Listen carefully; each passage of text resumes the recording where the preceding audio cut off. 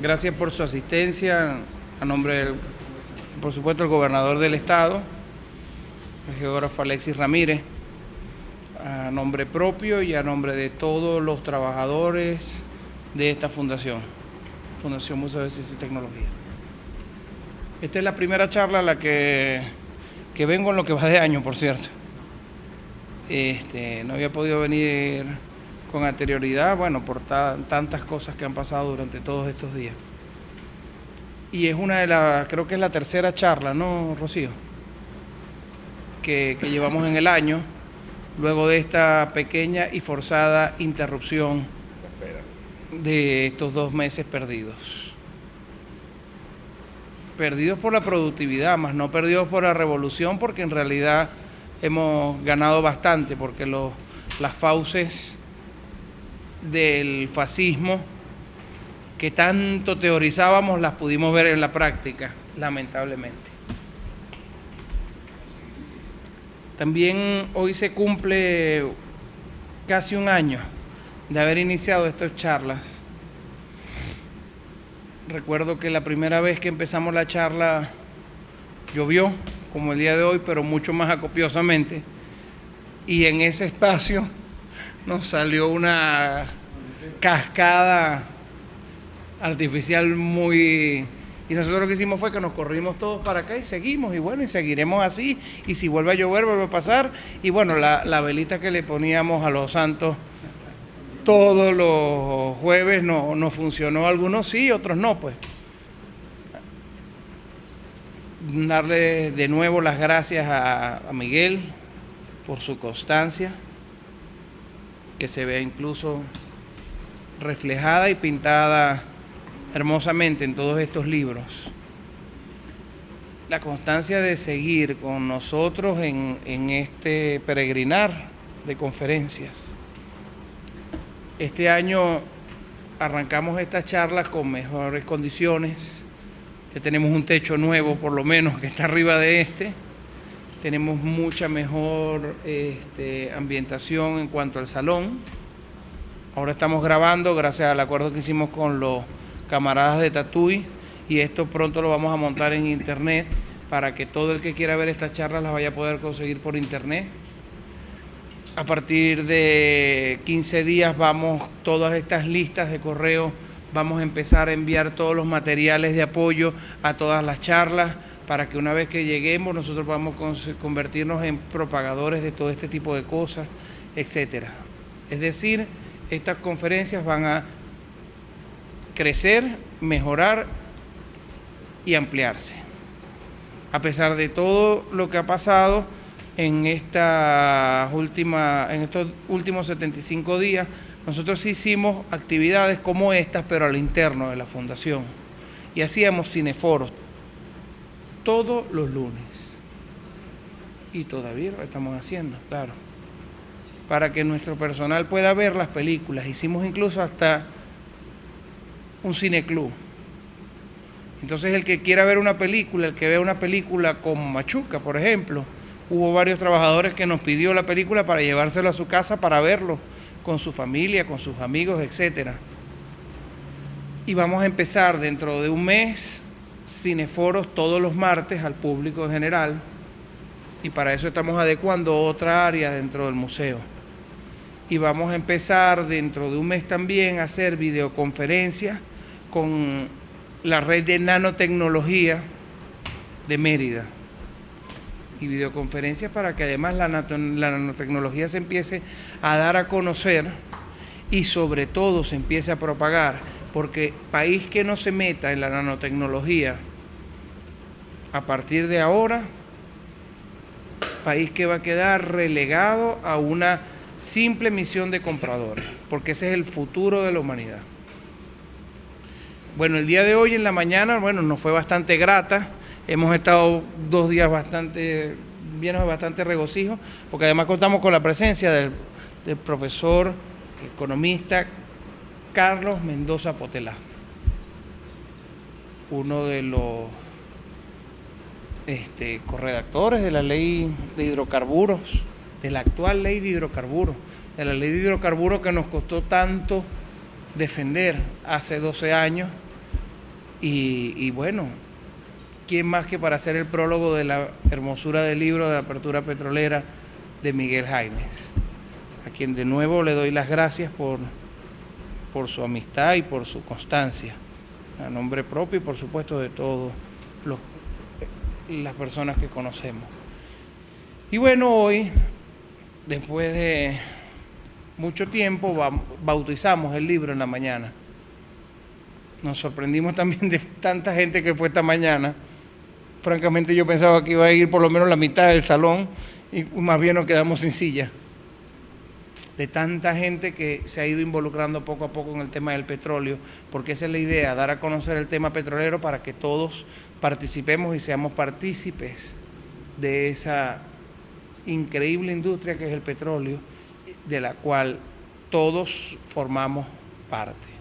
Porque el petróleo es de todos. Y así se empeñó el comandante Chávez de que estuviera en nuestra Constitución, que el petróleo es de todos. Entonces, bueno, no me queda más que darle la palabra al profesor Potelá para que arranquemos, pues, después de estas pequeñas y cortas palabras. Gracias, a estas alturas del camino ya bastante he hablado durante el día. Tengo que escoger ahora el tema para no repetirme mucho. Sin embargo, quiero reiterar que esta actividad y esta iniciativa del Museo de Ciencia y Tecnología es realmente algo que debería ser común, que debería ser diario, periódico, en todas las instituciones nacionales que tengan algo que ver con el desarrollo del país, que tengan escuelas, liceos, hospitales, cuarteles, en cualquier sitio donde haya un grupo de venezolanos que tengan algo que decidir con respecto a la vida, a la salud, a la educación, a la seguridad de los venezolanos, debería haber sesiones de análisis, sesiones de información, sesiones de revisión de lo que se está haciendo, cómo se está haciendo, de lo que se piensa hacer, de lo que no se está haciendo bien, de lo que se va a hacer mejor en materia petrolera. Por el contrario, nosotros tenemos una tradición inversa, y así como durante muchos años nunca se estudió petróleo, se comenzó a estudiar petróleo en los años 60 y ya en los años 80 se abandonaron.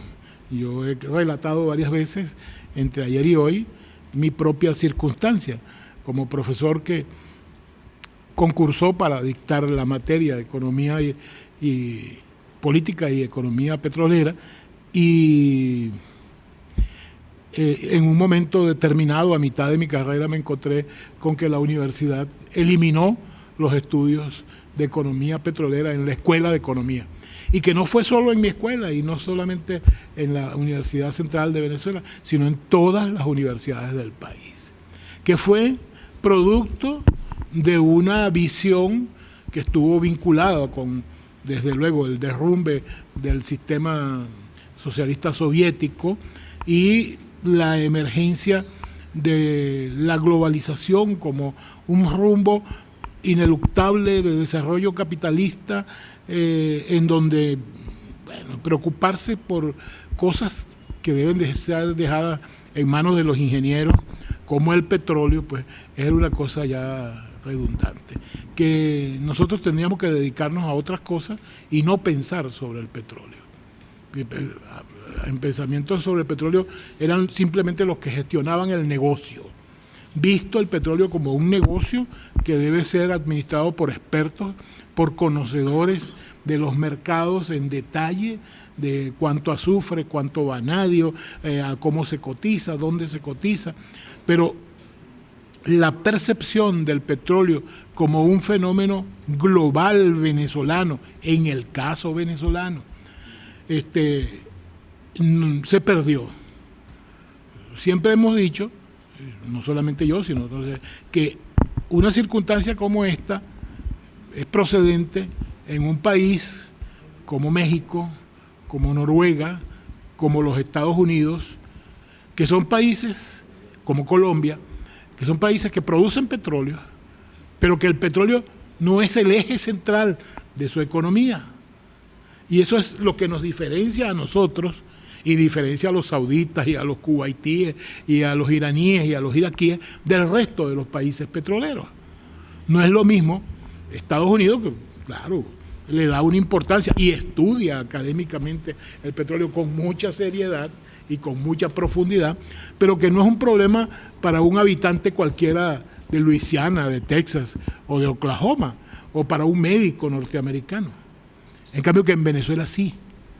En Venezuela es pertinente que cada venezolano desde la escuela comience a tomar nociones de lo que significa la empresa que suministra el 95% de las divisas que entran al país, por ejemplo. Y cómo se llegó a esa situación y cuál ha sido el problema que no hemos logrado independizarnos del petróleo, cómo es posible que no lo hayamos logrado sembrar como hace más de casi 90 años desde CEA, desde Alberto Adriani en CEA, cuando dijo eso, y no lo hemos logrado. Todo el mundo lo ha intentado de maneras torpes, diversas e infructuosas, y todos seguimos diciendo que tenemos que sembrar el petróleo. Bueno, seguiremos en ese sueño y a lo mejor seguiremos equivocándonos y seguiremos metiendo la pata, pero tenemos que seguir intentándolo, tenemos que seguir revisando dónde se falló, cuáles son los obstáculos que nos impiden convertir esa renta no ganada, esa renta producto de una fertilidad especial del suelo, que es la potestad de tener petróleo en su seno, cómo convertirlo en algo productivo, en algo en una actividad económica directamente autónoma, generadora de un desarrollo autónomo que no necesite, por ejemplo, la palanca petrolera, que genere sus propios beneficios, que se reproduzca autónomamente, ¿no? Y que crezca autónomamente, y que crezca al lado del petróleo, ayudada por el petróleo, pero no boicoteada por el petróleo. Nosotros, cuando se inicia la economía petrolera en nuestro país, lo primero que sucede es que se aprecia el tipo de cambio. Esto quiere decir que se hace más cara el bolívar, se hace más caro para el productor interno, y una economía cafetalera, cacaotera y ganadera que ya estaba en crisis por sus condiciones en el siglo pasado, que ya estaba en crisis por sus condiciones de una explotación semilatifundista o latifundista propiamente tal, y en condiciones de deterioro del país después de 2 guerras, esa economía exportadora de café y de cacao, cuando arranca la industria petrolera, entra en crisis definitiva, en crisis que no puede recuperarse, porque al al incrementarse de una manera brutal el tipo de, al abaratarse pues el dólar, se hacía mucho más fácil importar, y es lo que nos está sucediendo y nos sigue sucediendo, que producir.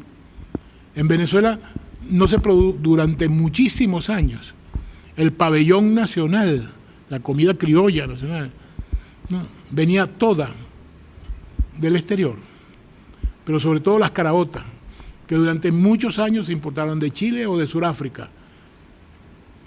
Pero las caraotas vinieron a producirse caraotas nacionalmente en este siglo, en 1983 con el Viernes Negro, cuando se devaluó el bolívar. Y entonces allí comenzaron a aparecer paqueticos de caraotas en las carreteras de Venezuela producidas por los campesinos. Antes era mucho más barato comprar caraotas importadas que producirlas. No, internamente no valía la pena, pues no. Entonces, esas circunstancias no han cambiado, esas circunstancias se han mantenido. Nuestra industria petrolera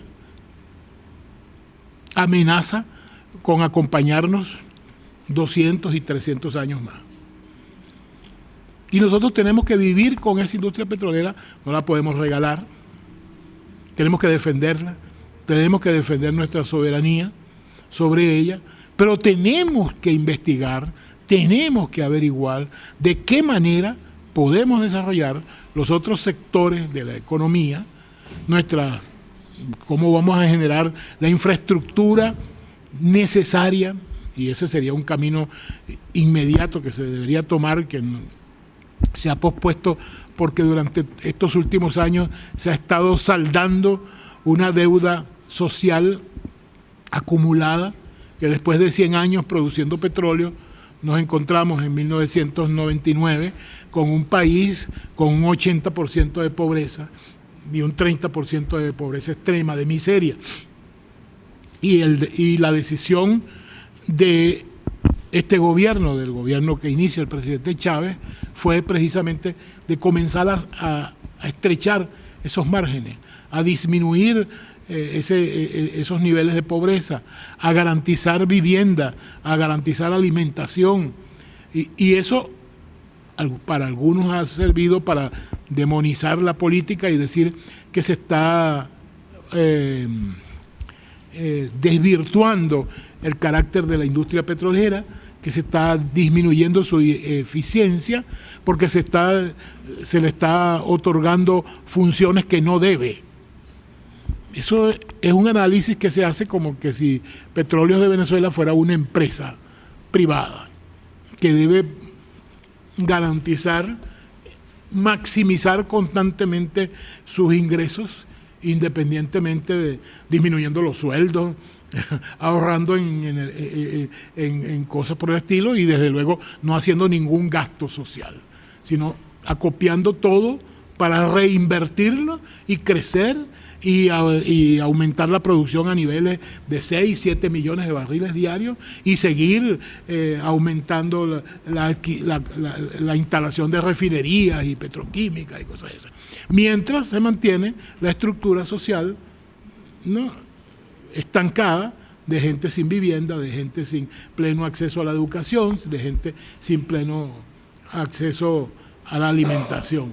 Entonces, como ese no fue el camino que se tomó, y como el camino que se tomó ha sido el camino de la redención social en primer lugar, eso ha hecho más complicado el proceso de reinserción del petróleo en otras actividades económicas productivas.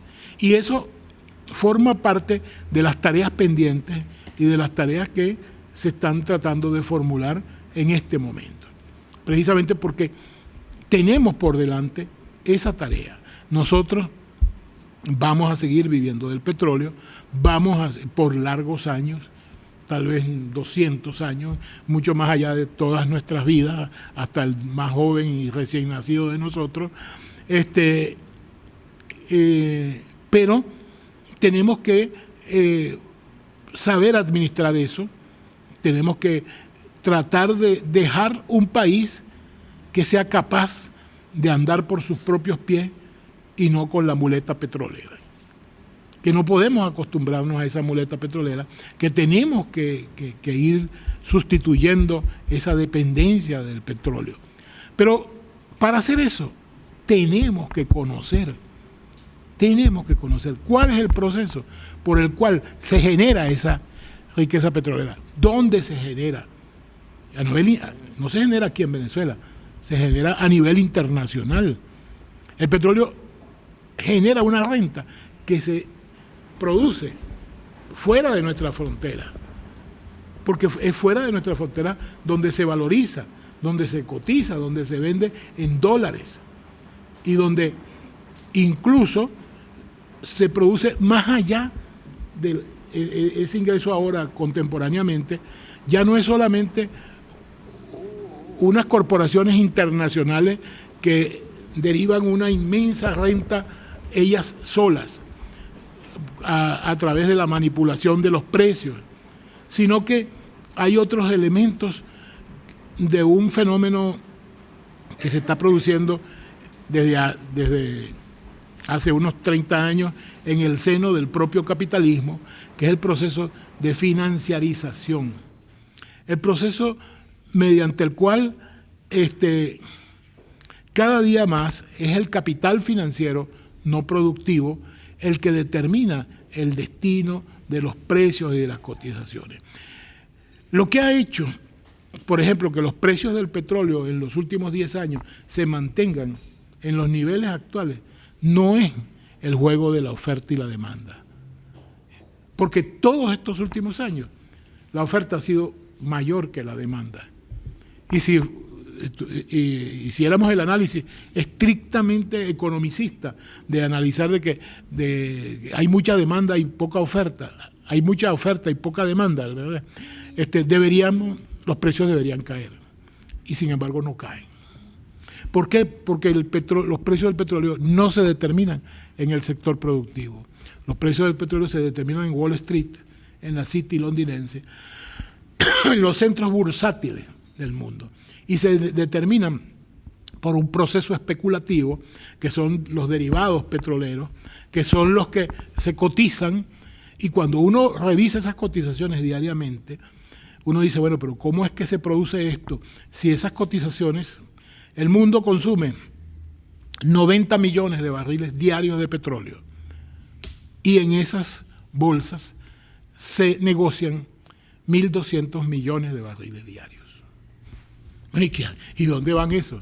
Antes nosotros, cuando se comenzó a ver esto, lo llamábamos barriles de papel, porque eran papeles que se negociaban, que adquirían vida propia, ¿no? Y entonces, bueno, cambiaban de mano en un proceso especulativo donde unos apostaban a que el precio iba a caer y otros apostaban a que el precio iba a subir, y en ese casino se quemaba toda esa papelera y terminaba solamente al final los 90 millones de dólares de barriles, que eran los que realmente se comercializan diariamente.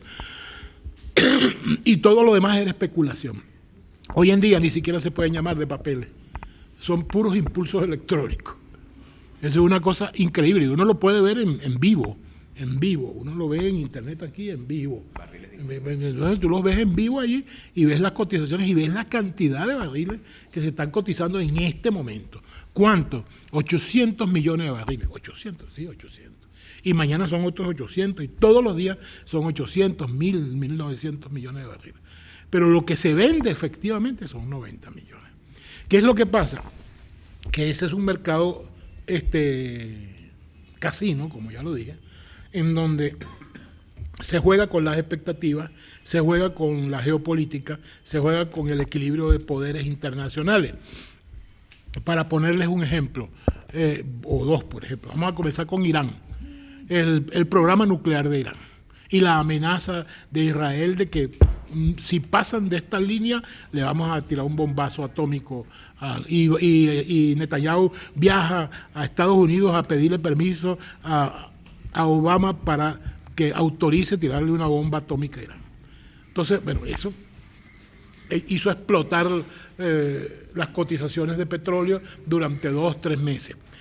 Comenzó el proceso de regularización de las discusiones, se acabaron las ilusiones de que le van a tirar un bombazo nuclear a Irán. Irán admitió que iba a disminuir el nivel de enriquecimiento del uranio, que iba a permitir la inspección del Organismo Internacional de Energía Atómica, y entonces Estados Unidos, a pesar de que dejó el elemento por allí y hay sanciones que le había aplicado y están siendo aplicadas, detuvo el proceso de escalamiento de las sanciones, ya no van a haber sanciones, extendieron el límite de la línea roja a partir del cual, si seguía, venía el bombazo atómico contra Irán, y entonces cayeron las presiones y el precio del petróleo sí bajó, ¿no? Luego volvieron a subir por otras circunstancias.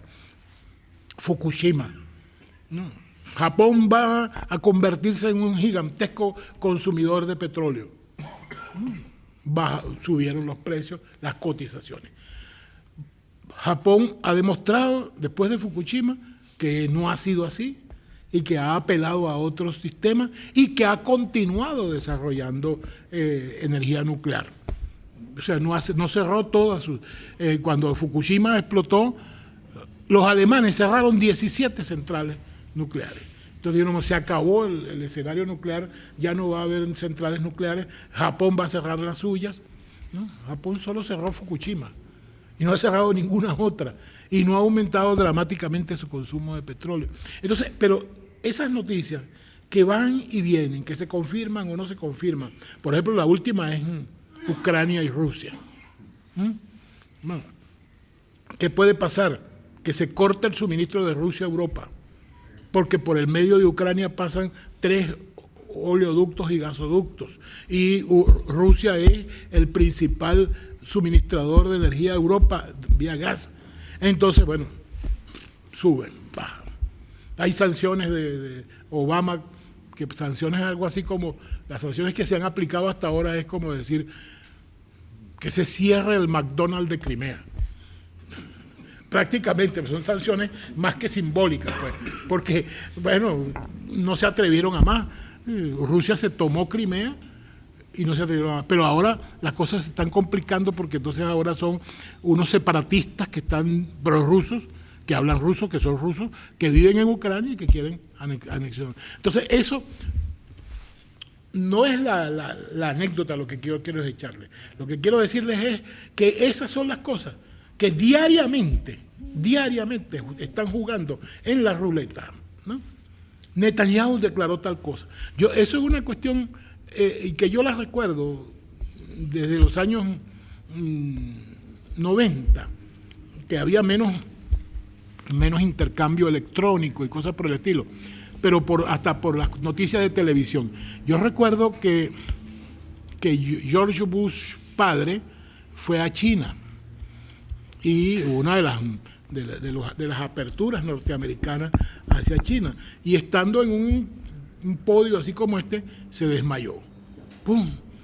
Bueno, al otro día explotaron las cotizaciones del petróleo. Luego entonces, no le pasó nada, las cotizaciones volvieron a subir. Lo metieron a hacer el examen y le descubrieron pólipos. Volvieron las cotizaciones a subir. Después le hicieron otro examen y descubrieron que los pólipos no eran cancerosos y las cotizaciones volvieron a bajar. ¿Qué tiene que ver la vida de George Bush padre con las cotizaciones del petróleo hoy? Nada, pero ese es el proceso especulativo. Tal vez tenga que ver. Oye, un bombazo de Netanyahu a Irán puede que tenga que ver hoy en día, pero no, son cosas que a veces son especulaciones absolutamente locas. Ahí ha habido corredores que hicieron apuestas simple y llanamente por hacerlas. Y uno ve las cotizaciones del día, y entonces en un día del 2008 estábamos viendo ahí en estas cuestiones, y de repente el precio del petróleo estaba en 98, no sé, 90, 96, 80 y tantos. y de repente una cotización en $120. Y fue una sola, en un solo día. ¿Y qué pasó? Bueno, un tipo que hizo esa apuesta ese día, pues más nada, y ocasionó luego un desbarajuste en los días posteriores. Después se descubrió que no era nada, que fue simplemente alguien que quiso marcar un récord personal y anotarse en el récord de Guinness, que cuando el precio del petróleo estaba en 80, él cotizó a 120. ¿Qué perdió con eso? $1.000, porque son $1.000, cada apuesta de esas son $1.000. Entonces son $1.000 que se recuperan, que se pierden $2, $1, $3, pero es un casino por completo. Eso tiene que ver con el proceso de financiarización de la economía, con un proceso que describió Lenin a principios de siglo, que es que el capitalismo industrial está cada día más en manos del capitalismo financiero. Eso se puede incluso tiene que ver con el desarrollo industrial capitalista que hoy en día, por ejemplo, está más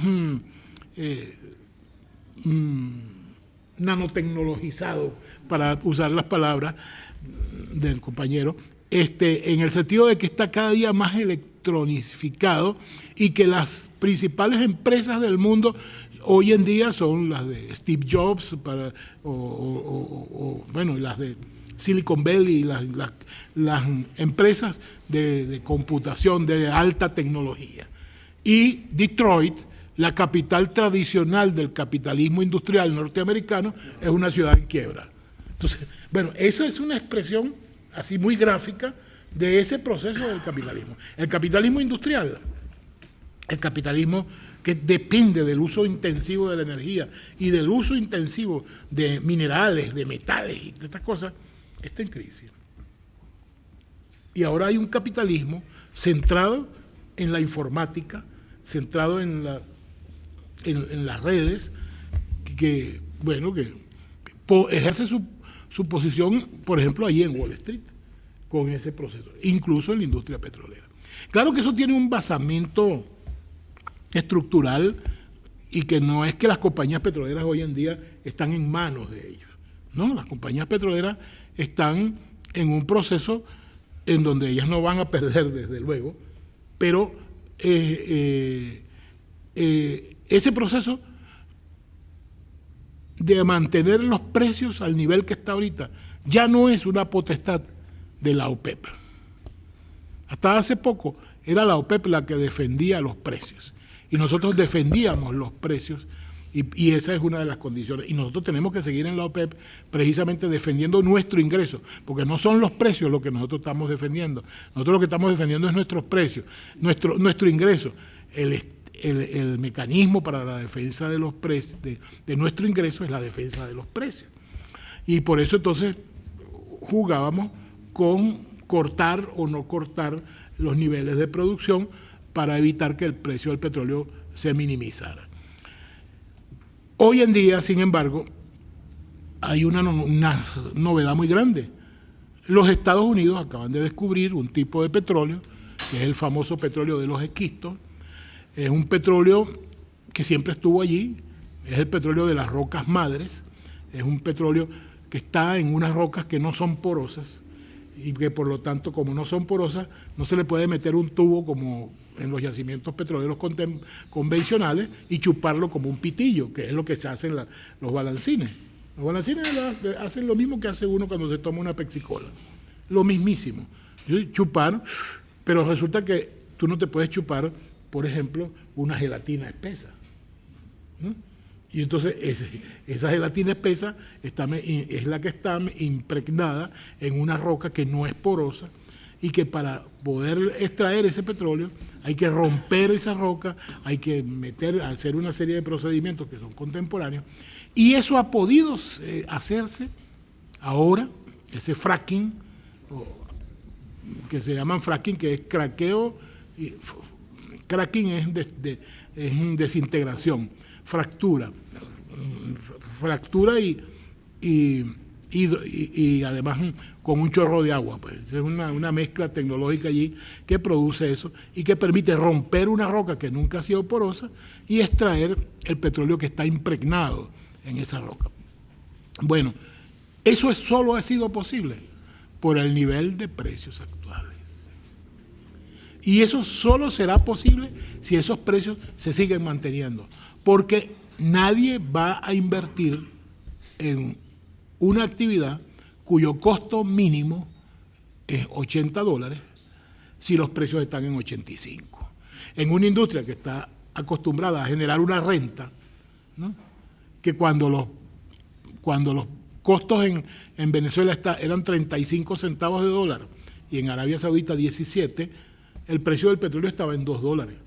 Era una inmensa renta en esa proporción. Cuando recientemente los precios en los costos en todas partes han llegado, como en Venezuela, al nivel de $8, los precios del petróleo están en 100. Pero si el costo del petróleo va a estar en 80, ¿cuál es el precio que van a querer los que están acostumbrados a esa renta? 400. Sería la proporción que equivaldría. Y no se hace. Y no se hace porque todavía existe el petróleo como el venezolano, como el saudita. Pero sí se va a mantener ese nivel de precios en el corto y en el mediano y en el largo plazo, porque aun que el petróleo convencional venezolano nos dure 20 o 30 años más, y el de Arabia Saudita dure 100 o 150 años más, el de Irak dure 100, no va a alcanzar para todo el mundo. Y se necesita petróleo de estas nuevas localizaciones, tanto en los Estados Unidos, tanto en aguas profundas de Brasil, tanto en aguas profundas de México, tanto en aguas profundas del océano glaciar ártico, tanto en Angola, tanto en el petróleo ácido de Kazajstán. Todo ese petróleo se requiere, se va a seguir requiriendo para que se mantenga el suministro aún en los niveles actuales y aún decreciendo. Sabemos que los países más desarrollados, como ya acabamos de decir, están yendo hacia tecnologías menos sólidas, menos duras, menos consumidoras de energía en general y más consumidoras de informática, de tecnología suave, simple, no consumidora de energía, y eso hace que las expectativas de crecimiento de la demanda petrolera de los países de la OCDE, de la Organización de Cooperación y Desarrollo Económico, los países desarrollados, las expectativas de crecimiento no son de crecimiento, sino de decrecimiento. No van a caer radicalmente, pero por ejemplo los Estados Unidos no va a aumentar su nivel de consumo en los próximos 40 años. Todo lo contrario, es posible que hacia finales de estas 2 décadas comience un declive total de su consumo, porque está yendo hacia una economía que aunque crezca, va a crecer en sectores no consumidores de energía. A pesar de eso, resulta que tenemos un mundo donde hay otros países que sí van a crecer con la tecnología anterior.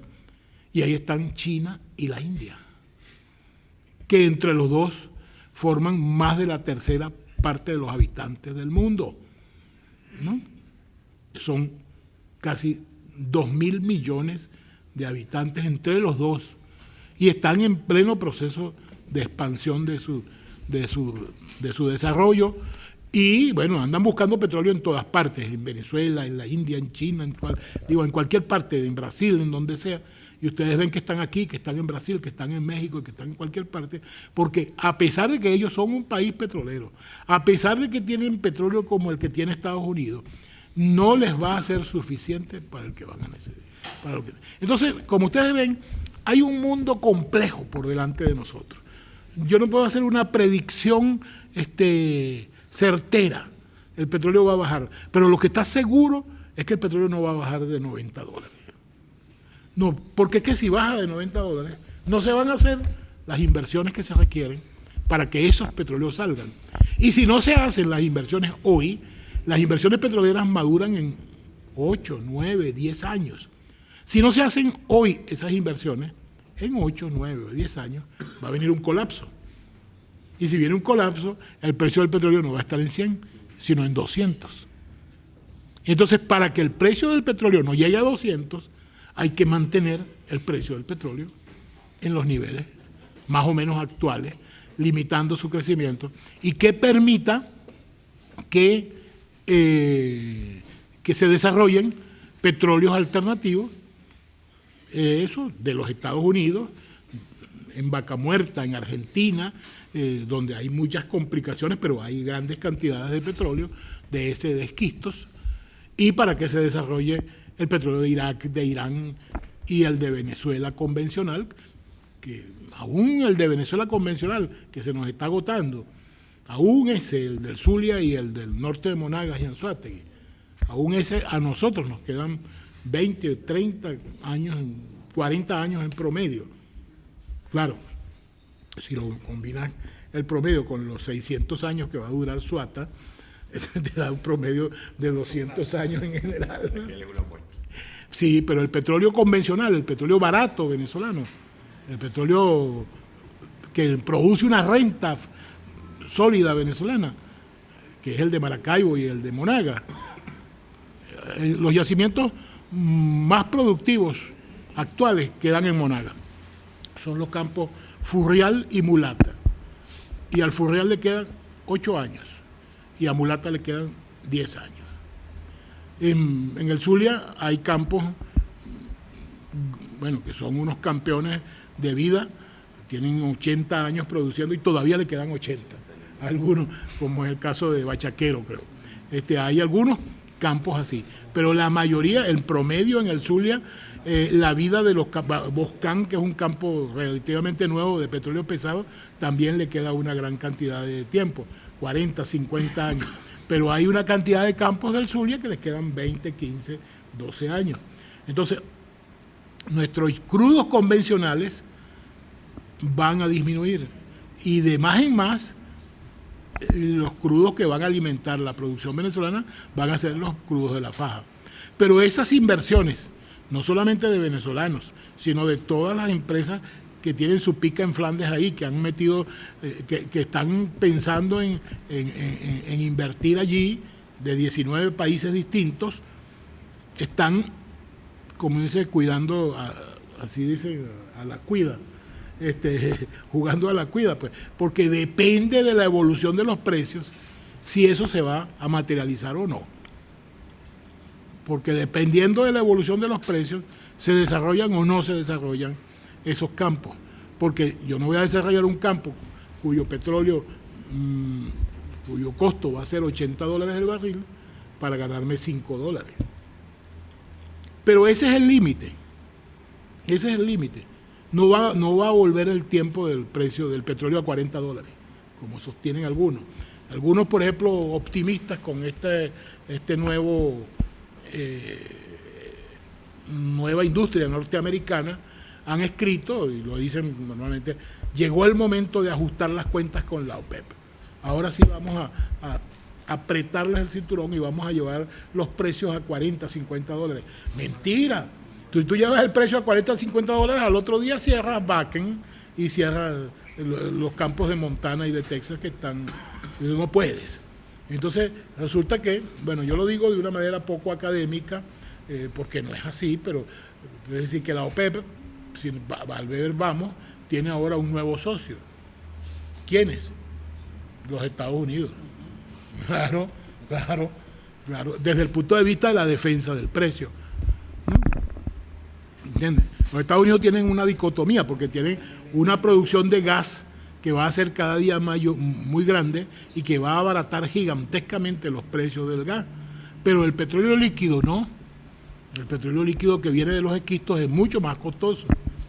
Y entonces ese petróleo líquido y esas inversiones que se están haciendo allí necesitan de altos precios. Es una situación complicada porque en los Estados Unidos las grandes corporaciones que están acostumbradas a los grandes superbeneficios han abandonado y han dejado en manos de compañías de término medio que no les arruga, no se les arruga la cosa con ganarse un 30 o un 40%, pero la Shell y la Exxon, que son acostumbradas al 400 y al 500%, han ido retrayéndose. Y entonces son una multitud de pequeñas compañías, no tan pequeñas, de compañías medianas, las que dicen, bueno, yo me corro el riesgo de tener una ganancia del 50% o del 60%. Y hay grandes compañías, en particular la Shell, que se han retirado de las operaciones de shale, del petróleo de los esquistos. Bueno, este es algo así como una especie de panorama de la complejidad al mundo al que nos enfrentamos y que tenemos que estudiar, y tenemos que estudiar diariamente, porque es una realidad que cambia todos los días. No hay una certeza en las cosas que yo estoy diciendo ahorita, porque mañana pueden cambiar. Es una cosa que se está moviendo con mucha, y en el mundo de la información que estamos viviendo hoy en día, se mueve de segundo a segundo. Las cotizaciones, antes cuando yo comencé a estudiar petróleo, salía una publicación de los fletes que era anual en el Platts, y ahí estaba cuánto costaba enviar un barril de petróleo de cualquier punto del mundo a cualquier otro punto del mundo. De Guaraguao a Halifax, en Canadá, de Las Piedras a Baltimore, ¿no? de Arabia Saudita a Rotterdam, de cualquier parte del mundo, y eso solamente cambiaba anualmente con la publicación de esa revista, que era una revista controlada por las 7 hermanas, por las grandes transnacionales.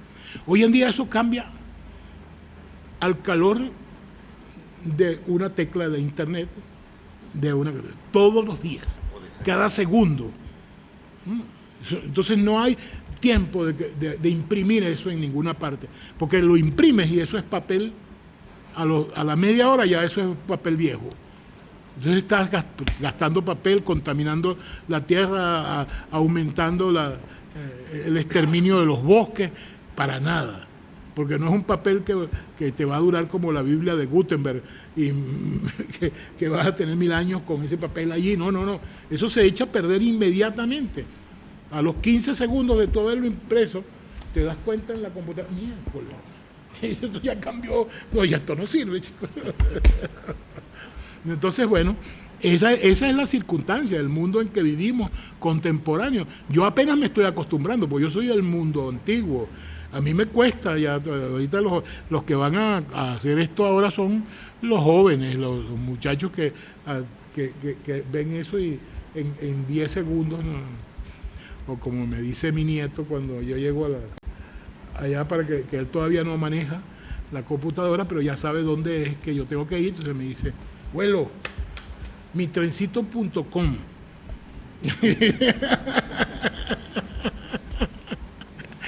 Bueno, y tiene 3 años, 2 años y medio.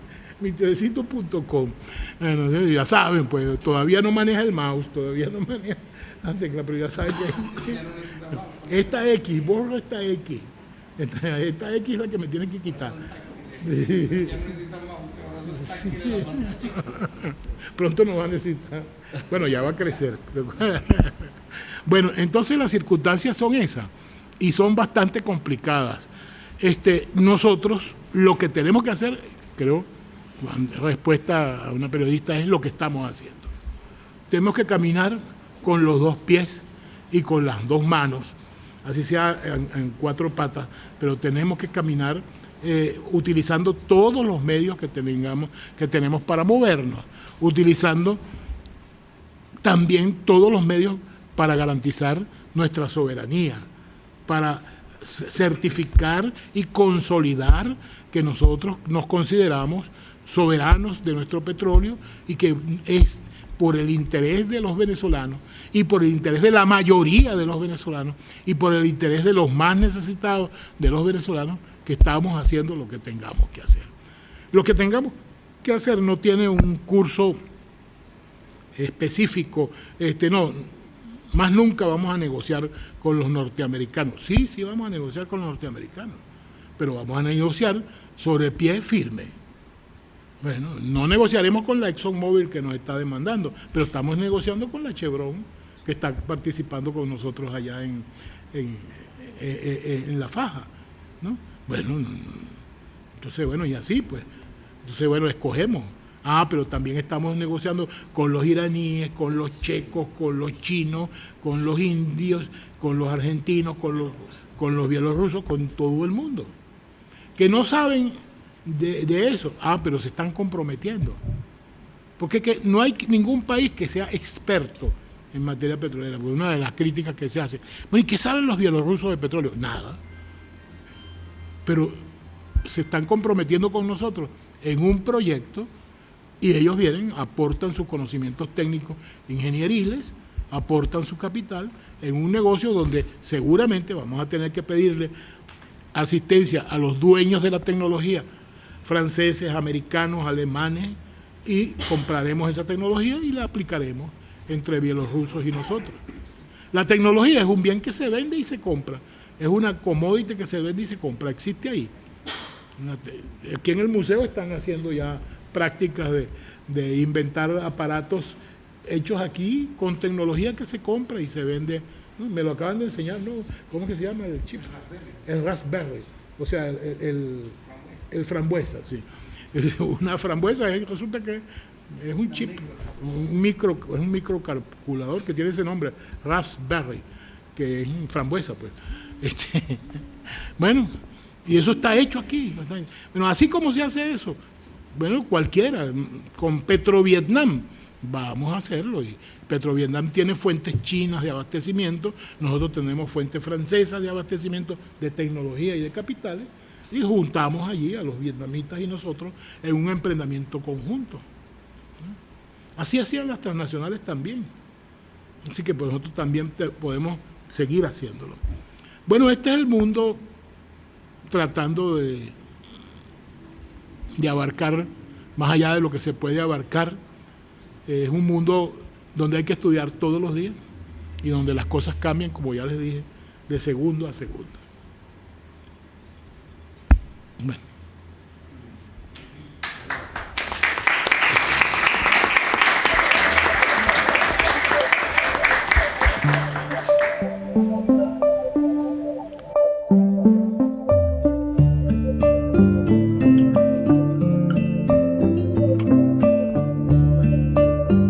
Vamos a saludar a nuestros amigos, los invitados, el cónsul de Ecuador, acá en nuestra ciudad, el amigo Valdivieso. Bienvenido, cónsul. Profesor Mendoza Potelá y Tael Romero, presidente de este museo, que bueno, llevamos algunas actividades de casi un año en el tema petrolero. Y hoy, bueno, nos hemos atrevido a bautizar y a poner sobre la discusión nacional e internacional una importante obra prologada por Mendoza Potelá de lo que fue la apertura petrolera, proceso vivido desde 1994 hasta inicios de 1999.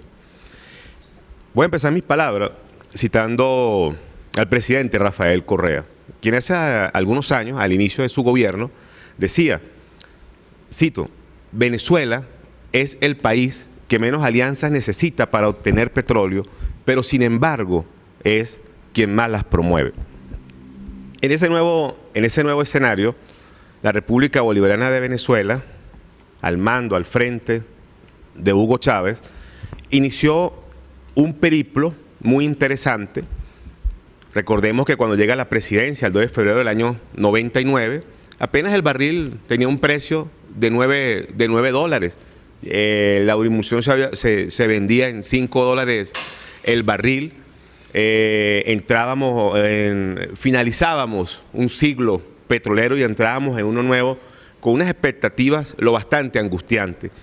El precio del barril, 9 dólares, todo el escenario montado, todo el andamiaje internacional, falso por cierto, de toda la intención de salirnos del seno de la Organización de Países Exportadores de Petróleo, la que fundó Juan Pablo Pérez Alfonso el 5 de septiembre del año 1960 en Bagdad, junto a 5 o 6 países más, entre esos Arabia Saudita, y enfrentábamos una economía nacional muy fracturada, producto que el impuesto sobre la renta de un 68% que había retrocedido, Caldera lo había bajado a un 36, 37%, y las regalías de casi de un 16% las llevaron al 1% y en algunos de los casos al 0%.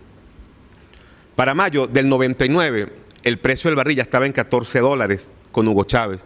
Para noviembre, 5 o 6 meses después, el precio del barril había alcanzado los $17, pero aún era poco, se había recuperado en un 70%. Y al final del diciembre de aquel 99, para empezar el nuevo siglo, el presidente Hugo Chávez hace un periplo por todos los países de la OPEP. Angola, Nigeria, Argelia, las petromonarquías, Arabia Saudita, Kuwait, Emiratos Árabes Unidos, Libia, Irak, Irán, y logra convocar la segunda Conferencia Mundial de la Organización de Países Exportadores de Petróleo, la cual se da en un total éxito el 30 de abril del año 2000, empezando el nuevo siglo. Y a partir de allí se asume el compromiso de la concreción de aumentar el precio del petróleo. Y ciertamente, como lo dice Potelá, en un principio había la aventura de dejarlo en 37, $50, pero bueno, luego los análisis macroeconómicos giraron en torno a un barril petrolero a los 3 dígitos, y hoy en día, y desde 2010, 2011, sus cierres han sido $101, $100 anualmente, y todo indica que el precio del petróleo no va a retroceder.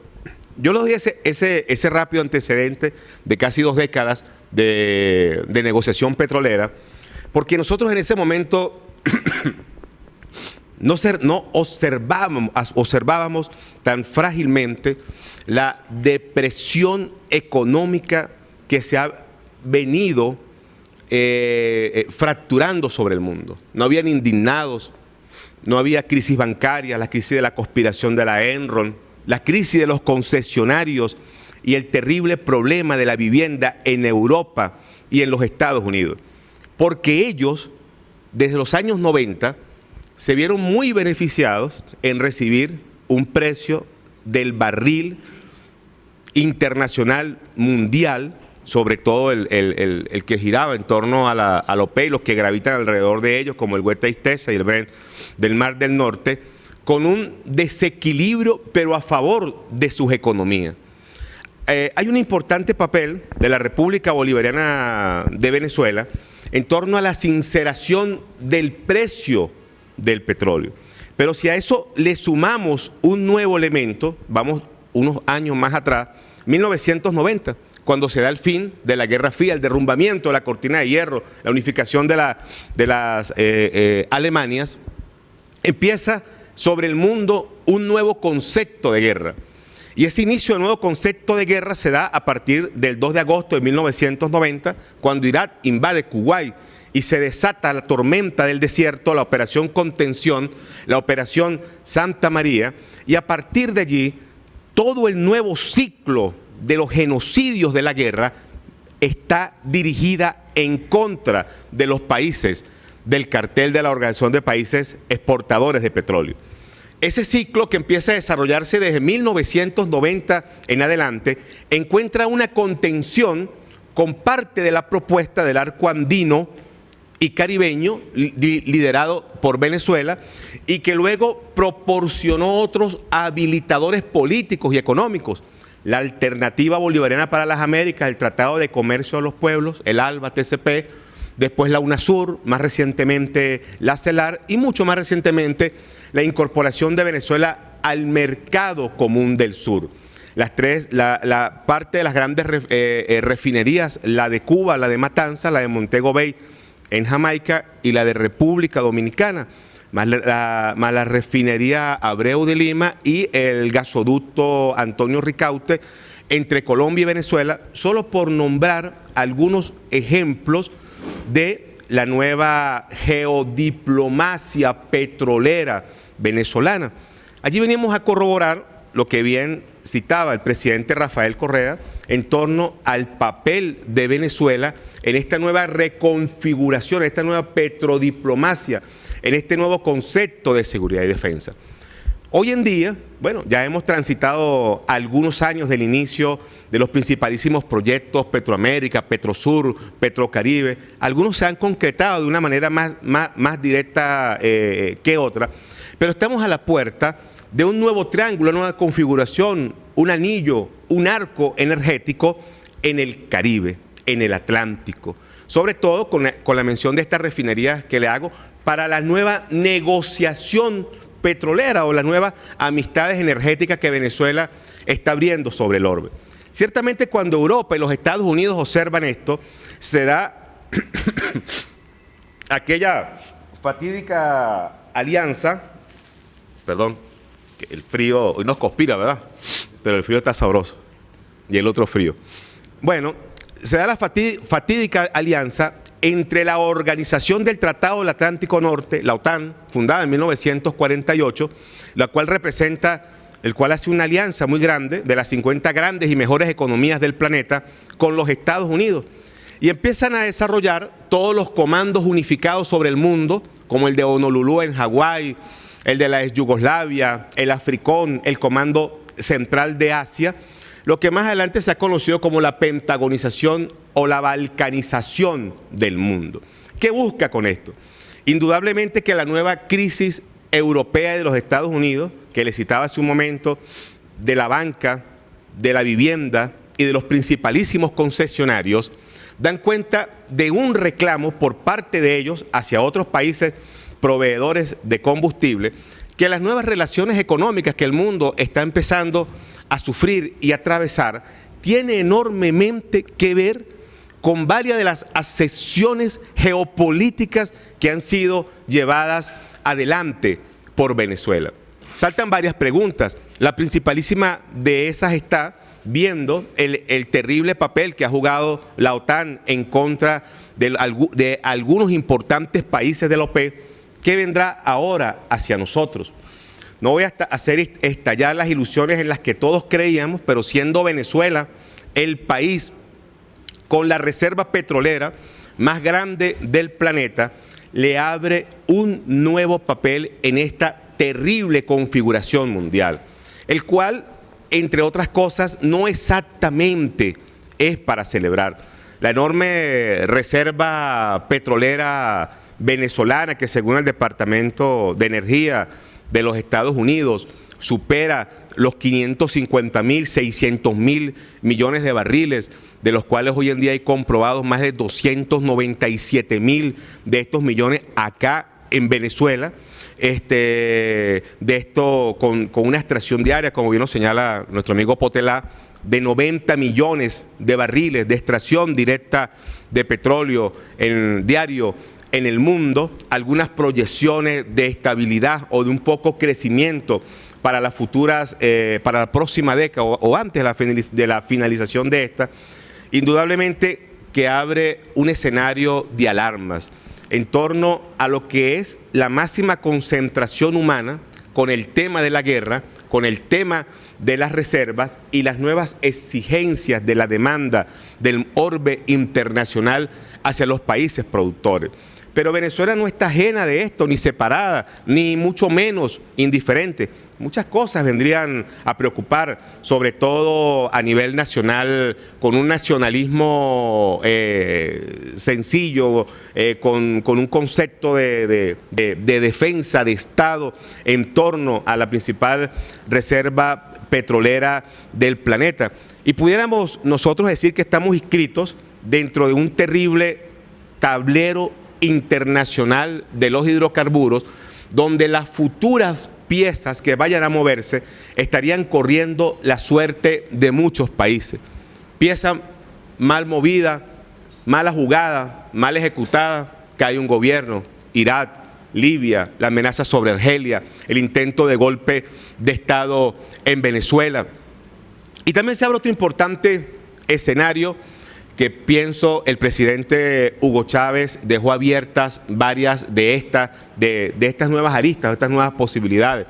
La incorporación de otros países al cartel OPEP. Hace algunos años lo escuchamos cuando ya daba algunas, luego de la reincorporación de Ecuador a la OPEP, luego el presidente Chávez lanzó la propuesta de podría estar Argentina también en la OPEP. Esa petrodiplomacia, ese estudio nacional, nacionalista, sencillo, de las piezas del ajedrez petrolero venezolano, tiene a cuenta mucho que ver con lo que nosotros, desde la República Bolivariana de Venezuela y con quienes administran el recurso petrolero, concretamente el Ministerio de Energía y la Compañía Petrolera Nacional, PDVSA, tenga a ver a cuenta en torno a las nuevas negociaciones que se van a hacer en este sentido. Pero bueno, ante eso hay muchos mitos, muchas amenazas. Anteriormente, como lo decía el profesor Potelá, nosotros venimos de una cultura petrolera en la cual solo ha quedado reservada o solo quedaba reservada para los más especializados en el tema, para los ingenieros, y de allí no se salía. Ciertamente que la parte tecnopolítica hoy en día vendría a ser, digamos, la más necesaria. Esta nueva configuración petrolera internacional nos demanda muchas acciones: una televisora petrolera, una editorial petrolera, instituciones de educación primaria y secundaria destinadas hacia el uso de la energía o del petróleo, poder incluir en las principalísimas universidades de la Revolución, 36 en total nuevas, materias sobre el tema energético y petrolero, porque en esta configuración internacional y nacional, pues nosotros vemos con mucha preocupación cómo el tema no termina de ser abordado, asumido en todos los espacios nacionales, y que este tipo de iniciativa tiene que llegar a algún momento para llegar a dar unos pasos de un mayor fortalecimiento, porque el no fortalecimiento de la misma fue lo que nos llevó a nosotros como sociedad, luego de aquella terrible tragedia de la nacionalización del boom petrolero del 76, 78, cuando llegamos a nuestro máximo pico histórico, 3.700.000, 3.800.000 diarios, con un presupuesto de $2.50, llegamos a $18, y luego en el 80 estábamos en $20, y a partir de 1983, con el gobierno de Campis, empezamos el proceso de la internacionalización, lo cual nos conllevó a comprar 22 refinerías en el mundo. Es decir, una política petrolera, o somos la herencia de una política petrolera que a lo largo de muchas décadas ha estado de espaldas a nuestro interés nacional. Pero eso debe llegar el momento, pero no va a llegar por arte de magia, ni porque nosotros lo logremos pedir en este espacio o en otros en el cual tengamos la oportunidad. Pero debe ser un reclamo de que nuestra nación debe asumir con mucha más seriedad los nuevos pasos geopolíticos, energéticos, que nosotros venimos configurando a partir del nuevo escenario institucional que arrancó en este país desde el 2 de febrero de 1999. Esa pavura del control energético ha dado al traste de no menos de 20 mandatarios en las dos últimas y tanto décadas que hemos vivido, y no los han sacado de sus principales casas de gobierno invitándolos a pasar, digamos, al exilio. No, una veintena de mandatarios en el orbe han sido asesinados de las peores formas por el control de importantísimas materias primas. Y ese control de la materia prima, del recurso fósil más importante del planeta, sin duda alguna, es el petróleo, y así lo vamos a seguir viendo.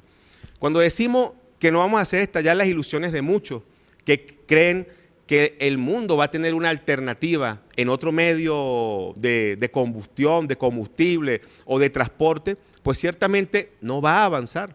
Todas las energías alternativas, verde, eólica, solar, hasta la terrible energía atómica, no suman el mundo más de un 5%.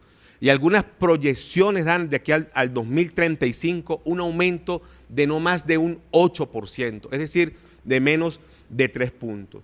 Todo el orbe de este casi 900 millones de unidades de transporte, de estos 90 millones que se extraen diariamente, de los cuales el 47% se lo consume el parque automotor, no tiene visos de cambio o tecnología hacia otras áreas. Y aún si la tuviese, nos tendríamos que detener a ver el enorme daño medioambiental de ir a otro tipo de energía, aun cuando económicamente sobre la tierra sería inviable e iríamos a la pobreza o a la destrucción total si pudiésemos utilizar otro tipo de energía. Toda la maquinaria y la industria está montada sobre los productos derivados del petróleo. Y les explico todo esto porque este país es quien más reservas de petróleo tiene en el mundo.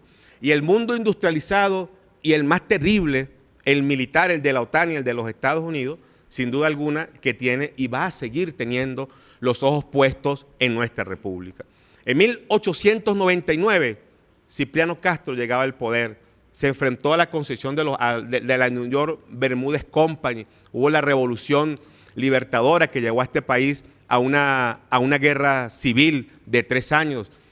100 años después llegó el máximo artífice o paladín de la defensa del crudo petrolero, del crudo nacional, del petróleo nacional, que es Hugo Chávez.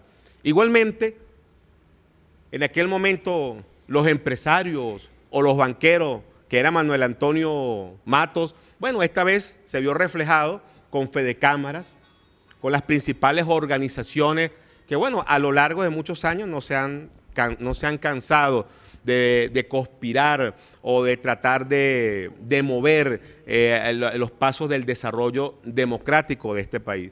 Pero el tema petrolero, el cual, por supuesto, no va a perder vigencia, hoy nos reclama muchas cosas como sociedad, como país, como instituciones.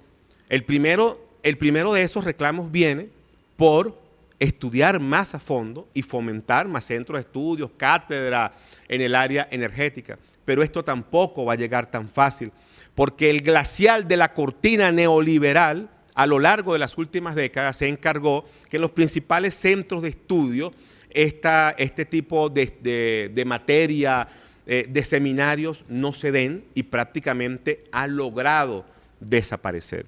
Nosotros hoy en día tenemos un portentosísimo reto. Ya hemos visto las consecuencias que sufrimos cuando la apertura petrolera, la adquisición de refinerías en otras partes del mundo, estaciones de servicio, cronogramas de compras que beneficiaron a sectores de la burguesía mundial, de las grandes transnacionales, las cuales a lo largo de muchos años han vivido a expensas de la desestabilización de muchos países democráticos, pero desestabilizaciones y derrocamientos de gobierno por apoderarse de las principalísimas materias primas. Si todo el petróleo que tenemos, que prácticamente nos puede durar más allá de 300 años, pues sin duda es el botín de guerra que estas transnacionales de la violencia quieren apoderarse y está aquí en Venezuela. Y por eso todos los últimos acontecimientos políticos que hemos visto. El Plan de la Patria establece que una producción diaria de casi 3 millones de barriles que tenemos actualmente, 2.800.000, 2.900.000, debemos llegar al 2019 con 6 millones de barriles de petróleo. No es tan fácil tampoco. Se plantean la creación de 2.000 nuevos kilómetros de tubería, pero bueno, toda esta tecnología no es tan fácil. No quisiera con esto tener un punto conservador, pero sí algo muy delicado. Primero, a lo largo de algún tiempo he venido proponiendo, junto a otros autores, la creación de una especie de Consejo Nacional Energético que nos planifique a nosotros como país qué vamos a hacer si de verdad llegamos a la aventura de aumentar en miles la producción petrolera de la que actualmente tenemos. Indudablemente que la entrada de divisas, de dinero, el chorro de dólares se va a abrir aún más, pero va a ir dirigido hacia una economía que más dependiente, más rentista que petrolera. o una economía solamente para satisfacer los usos de los sueldos y de los salarios de los diferentes gremios, ministerios o instituciones, que también es válido. No, una potencia venezolana, petrolera como la que somos nosotros, debe dar cuenta con especialistas, con los ministerios, con las políticas que nosotros tenemos, de planificar la nación o el país que queremos en torno a todos los beneficios que estamos obteniendo de la renta petrolera. Si no, podemos correr muchos riesgos. En la apertura petrolera, nomás en el año 1994, de 35.000 millones de dólares, 30.000 salieron fuera del país a comprar la Sigua, a comprar la Sábana, la compañía de asfalto, una de las más grandes de Estados Unidos. Se hacían las inversiones afuera. Cuando las transnacionales venían, el papel que nos dieron a nosotros desde el gobierno, por eso derrocaban a Cipriano Castro, al Cabito, y a partir de Juan Vicente Gómez, el papel que se nos encomendó fue de trasegar petróleo, de sacarlo y de llevarlo a las principales refinerías de Aruba, de Curazao, de Trinidad y Tobago. Y esas compañías estaban en aquella región geopolítica atlántica para también controlar el transporte, el tránsito, el tráfico de importantes materias primas. Pero luego se dio el proceso de la nacionalización y entonces fuimos nosotros con la internacionalización a adquirirles refinerías a esta enorme golosina que logró empalchar al mundo industrializado a nivel internacional, cuando, bueno, nuestro país y otras naciones más estaban inscritas en comprar refinerías, estaciones en otras partes. Nomás el de la Beval Oil en Alemania, en Bonn, una chatarra que vendió la Beval, nosotros para mantenerla teníamos que comprar 400.000 barriles diarios a Pemex. Y esa herencia petrolera del Tabarato, dame dos, vamos para Miami, dólares a 4.30, que hoy en día todavía no hemos podido lograr superar, es la herencia desde 1976 en adelante. Bueno, esa trágica herencia petrolera es la principalísima condición que nosotros deberíamos esgrimir y poner sobre la mesa en torno al nuevo país petrolero que queremos. Más aún si parte de las concreciones o de nuestra política nacional, como es la ley del Plan de la Patria, establece de que nosotros debemos ir a una producción mayor de la que hasta ahora tenemos o lo que hasta ahora estamos produciendo. El primer llamado, la primera alarma se enciende a que nuestro país no puede seguir siendo como un escenario de poder replicar la terrible tragedia de los 70, de los 80 y de los 90 con el proceso de la apertura petrolera que fraccionó nuestra economía nacional y mientras nos distraíamos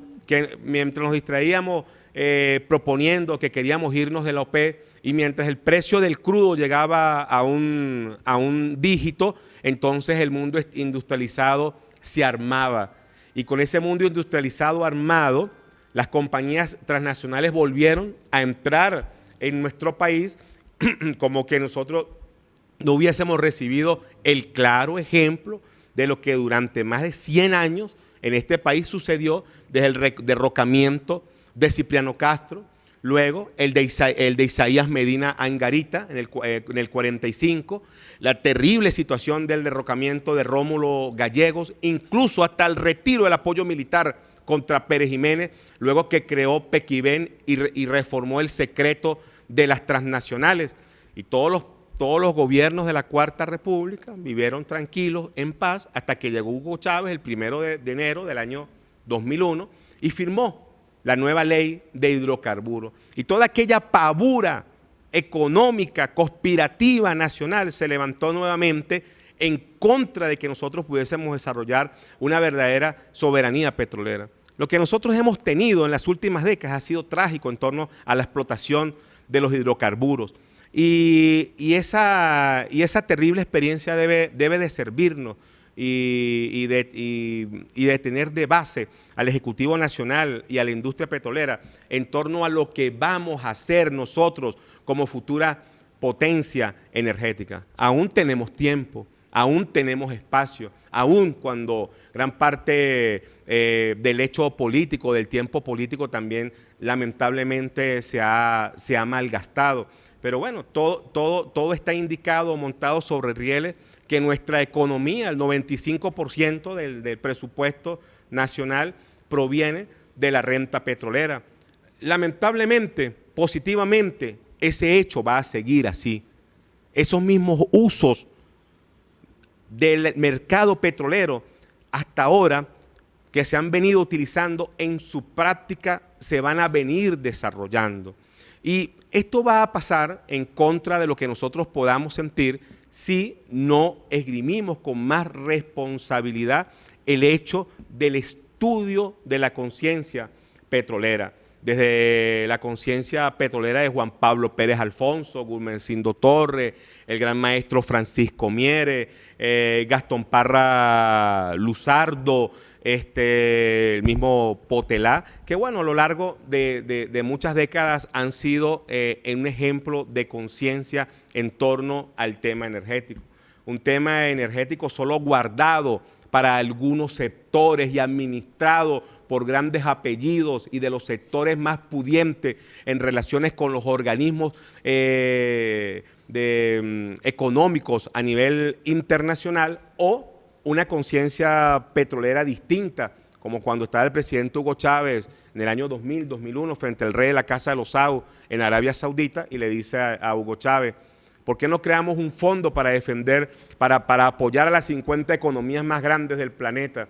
Y Hugo Chávez tuvo el valor de decirle al rey de la Casa de los Saud, que están gobernando Arabia Saudita en 1927, capital Riad, 28 millones de habitantes, 2.150.000 kilómetros cuadrados, de decirle: no, ¿y por qué no creamos una alianza energética para defender a las 50 economías más deprimidas del orbe? Yo tengo varios de esas cercanas a mi espacio geográfico, como es el caso de Haití. Y nomás por eso se aceleró la iniciativa de Petrocaribe, que hoy lleva ya la conformación de 18 países. Ahora el Banco del Sur, el Consejo Ministerial de Alimentación, de Seguridad, el Sucre, esta moneda la cual ha tenido un importante peso y práctica con Ecuador, ¿no? Y bueno, pues realmente ese es el escenario en que nos movemos, ¿no? A veces un escenario internacionalmente muy fatídico, muy trágico, oscuro, como esa nebulosa negra de la oscurana neoliberal, la cual no nos hemos podido todavía desprender o quitar de lado, versus un nuevo sueño bolivariano socialista del siglo XXI, llevado adelante con los países del arco suramericano y caribeño. Eso es lo que nosotros hoy en día, digamos, con mucha preocupación estamos viendo en torno a lo que es los proyectos o la proyección de la explotación petrolera internacional y el enorme papel que Venezuela está jugando. En esas primeras piezas, Venezuela ya arrimó sus primeras jugadas. No ha sido fácil llegar hasta aquí. Nadie podría decir de que esto ha sido en un abrir y cerrar de ojos. Solamente que la gran ascendencia histórica que hemos tenido desde Juan Pablo Pérez Alfonso, Francisco Miere, Gastón Parra Luzardo, pues podríamos decir que gran parte de ese sueño ha apurado sus pasos o se ha puesto a caminar, pero aún y todavía muchísimas cosas más faltan por hacer. Entre esas muchísimas cosas que falta por hacer está esta gran discusión nacional: país rentista o país petrolero. La diversificación de nuestros productos y las principalísimas alianzas extraterritoriales con China, con Vietnam, con Bielorrusia, con Rusia, con la India, el gran enigma de la demanda mundial de hidrocarburos y el crecimiento del parque automotor mundial frente y versus a las grandes reservas de petróleo, y otro versus más que aún sale en el juego, en el juego de la diplomacia internacional y la diplomacia de los cañones, la pentagonización, la balcanización, todo un mundo orientado a un sistema de guerra muy poderoso. Si pensábamos que lo que vimos en la historia de lo que sucedió en la Segunda Guerra Mundial con unos trágicos resultados de 55 millones de seres humanos eliminados, fallecidos, en el cual un importantísimo número de países participó en aquella guerra. Podemos decir que en el 2010 el número de países involucrados en guerra superó a toda la matanza del 40 al 45 que dejó 55 millones de seres humanos. Y que desde los años 50, cuando teníamos 2.700 millones de habitantes, teníamos una producción diaria a nivel mundial de consumo de unos 10 millones de barriles de petróleo, con unos 55 millones de unidades de vehículos. También para el 2010 estábamos llegando ya a la terrible cifra de 90 millones de barriles de petróleo. En 50 años aumentó 80 millones más de barriles de petróleo. Y también en 50 años aumentamos de 55 millones de vehículos a casi 700 millones de vehículos. Y de 2.700 millones de habitantes, para el 2010 nos fuimos a 7.000 millones de habitantes. Y todo proyecta que para el 2020 debemos estar en la tenebrosa cifra de 7,8 millones de habitantes en el planeta. 7.800 millones de habitantes en el planeta. Población, vehículos, está unido enormemente a la producción petrolera y por lo tanto hemos llegado a un pico histórico muy delicado, pero no por ser histórico lo vamos a tomar como ejemplo, sino que estamos en la cima de una terrible penumbra en torno a los principalísimos estadísticas del consumo mundial. Y en esa estadística mundial, en ese pico o en esa estabilidad o en esa planada está Venezuela, con estas importantísimas reservas de petróleo que hoy en día tenemos. Hoy los juegos de la diplomacia, pudiésemos decir, para el caso de la República Bolivariana de Venezuela, no son los mismos de hace 10, 12, 14 años. Hoy tenemos un escenario internacional pues, mucho más complicado, pero también tenemos algunos actores que descomplican un poco o apoyan un poco más lo que significaría para nosotros la posición petrolera, la cual no nos hace ir solo a una nueva negociación. Petrosur, Petroamérica, Petrocaribe, los gasoductos, las refinerías, el Alba TCP, el Sucre, UNASUR, la CELAR, Mercosur, dan cuenta de un nuevo escenario internacional desde el cual Venezuela inscribe los nuevos conceptos de seguridad y defensa, al menos para la región, los nuevos conceptos de geografía, de geoestrategia, de geopolítica, al menos para esta región. Estamos en una plataforma continental donde pasa el 60% de la materia prima que va hacia Europa. Ese nuevo escenario internacional, y si es cierto que en Haití hay petróleo y en Cuba también, y la concreción de todas estas nuevas empresas, ¿qué nos está indicando? Nos está indicando la luz verde de seguir. Esa luz verde de seguir llama enormemente a la conciencia petrolera, pero no asumirla y decirla, sí, la tenemos, no, de estudiarla, de proponerla, de crear un centro de altos estudios en el área energética. Putin, ex-KGB, director de la ex-KGB, coronel, estudió en un centro de altos estudios de la minería y de la energía en Rusia.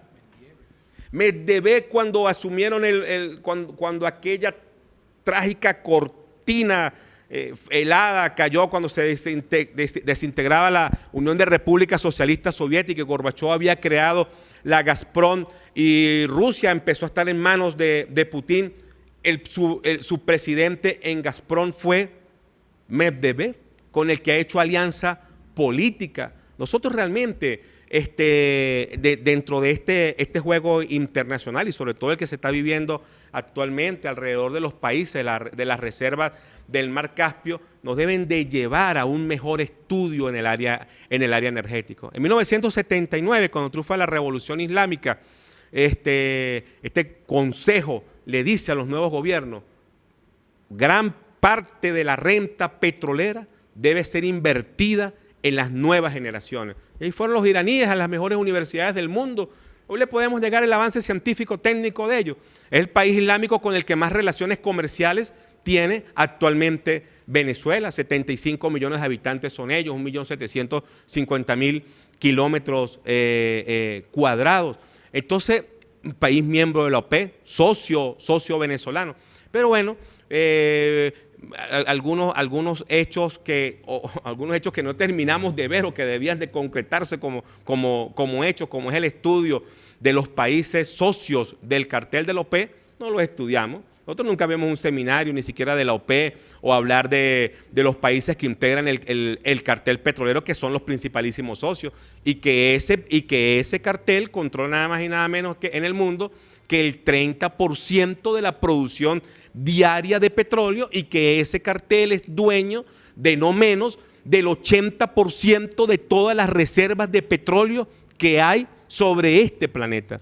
Ojalá nosotros no lleguemos al terrible momento que la gran fortaleza de la riqueza petrolera nos haga arrepentirnos, porque los hechos que hemos vivido desde los más recientes, desde la nacionalización para acá, hasta 1999, y luego el golpe de Estado y el paro petrolero en el 2002-2003, debe de ser el movimiento o la palanca o la astilla que logre empujar a que en este país el tema de la conciencia petrolera debe de estudiarse de una manera mucho más profunda. Mire, en Maturín, Estado Monagas, allí está el complejo cultural Mateo Manaure. Y hay una escuela de primaria, secundaria, donde aparte de ver el componente de primaria y de bachillerato, tiene una inclinación hacia el área de las artes, la acuarela, la pintura, la escultura. Se supone que allí saldrán los futuros artistas del país a las universidades como UNEARTE u otras que ha creado la revolución. En el estado Táchira hay una escuela de talento deportivo en primaria y secundaria, donde ven todas las disciplinas deportivas. Se supone que allí luego irán ahí los futuros muchachos que van a representar a nuestro país, bueno, en todos los avances deportivos que hemos tenido. Pero no tenemos la primera escuela ni de primaria ni de secundaria que esté inclinado hacia el tema energético. De la novela venezolana, en 128 años explotando petróleo, solamente nuestra historiografía reseña 6, Mene, Oficina número 1, Vientos de Huracán, Memorias de una triste primavera, Guachimane. Hay otras más que nos citaba el profesor Potelá, escritas desde 1910, que ahora van a empezar a salir.